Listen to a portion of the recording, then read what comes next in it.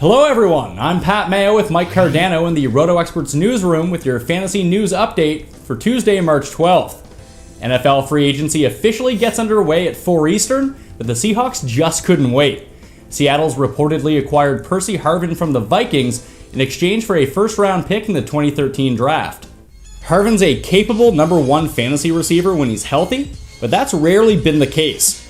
After playing all 16 games in 2011, Harvin missed the Vikings' final 7 contests last season after suffering a high ankle sprain. Not only does he exit a situation where he was openly unhappy, he now goes to a team with a much better quarterback. Expect Harvin to build off his solid per-game averages if he can stay on the field. Not to be outdone by their division rivals, the 49ers also added some depth to their receiving corps, grabbing Anquan Boldin from the Ravens for a 6th-round pick. Despite his terrific output this past postseason, Boldin isn't much more than a depth receiver in 12-team leagues. He failed to crack 70 catches, 1,000 yards, and 5 touchdowns the last 2 seasons in Baltimore, but his presence on the field should take pressure off the rest of the 49er receivers, so upgrade both Michael Crabtree and Vernon Davis. And Robert Griffin III remains ahead of schedule rehabbing from major knee surgery.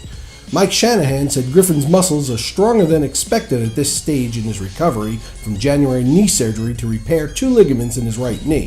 If RG3 can continue to progress at this rate, expect to see him ranked inside the top 5 at quarterback by the time fantasy drafts roll around. Let's move to the diamond where the Dodgers got a bit of a scare. After already having his last start pushed back, Zack Greinke wasn't on the mound Monday, but in the doctor's office. The team is calling it a precautionary exam to make sure there are no lingering problems. Greinke is currently the 10th starter coming off draft boards with an ADP of 55. Although he doesn't have any previous elbow problems, it's not exactly encouraging news.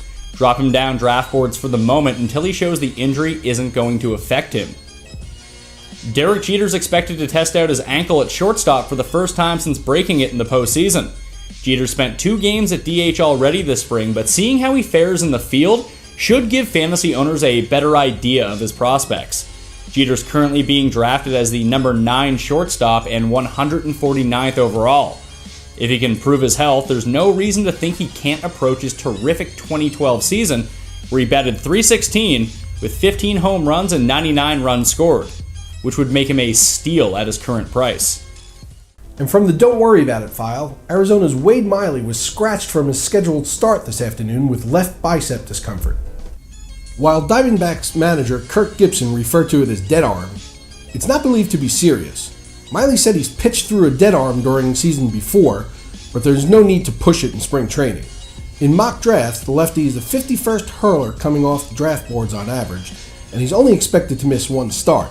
No need to move him up or down on your draft board. And finally, from the NBA, Cavs point guard Kyrie Irving could miss the next month and maybe the remainder of the season with a sprained left shoulder. With the fantasy playoffs starting over the next few weeks, don't hesitate to drop Irving if you're fighting to qualify. This does provide some buying opportunities from the waiver wire, though. Dion Waiters should become the team's primary scorer. While not widely available, go check to see if he's out there in your league. He's a must-add.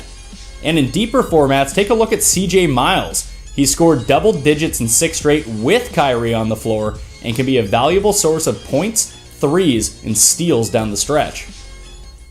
That's your RotoExperts Fantasy Update for today. For Mike Cardano, I'm Pat Mayo.